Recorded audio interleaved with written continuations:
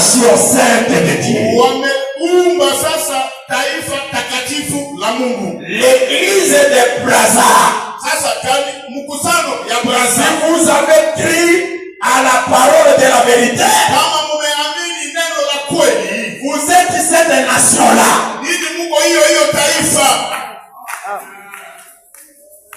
Est-ce que vous avez cru à la parole de la vérité? Je mumeamini neno la kweli?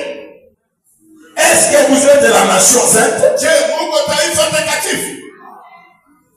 Ce n'est pas en parole et avec la langue. Si kwa masemi na ulimi que tu vas me convaincre que tu es cette nation. Je utanitikisha kama uko hiyo taifa. C'est en action et avec vérité. Ni kupitia matendo na kweli.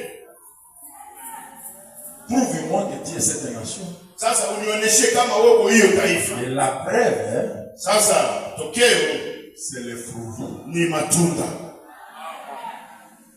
La preuve qu'on est la nation de Dieu aujourd'hui. Tokeo ya ambayo imeonyesha kwamba tuko taifa la nation dont a parlé Jésus dans Matthieu chapitre 41. Taifa ambao Yesu alisema ndani ya Mathayo 21. Jésus a dit, Yesu amesema, il enlève le royaume d'Israël. Ametosha ufalme kwa Israeli pour le donner à une nation. Kwa ajili ya kuleta kwa taifa moja. Qui en rendra les fruits. Ambayo itatoa matunda. Si nous sommes la nation de Dieu, kama tuko taifa la Mungu, Dieu attend de nous les fruits. Mungu amechunga matunda kutokana kwetu. Quels fruits? Sasa matunda gani? Venez dans la semaine. Kuja ndani ya wiki. Venez dans la semaine. Kuja ndani ya wiki. Dans mes habitudes, homme de Dieu, ndani ya tabia yangu watumishi, je parle de bonnes choses dans la semaine.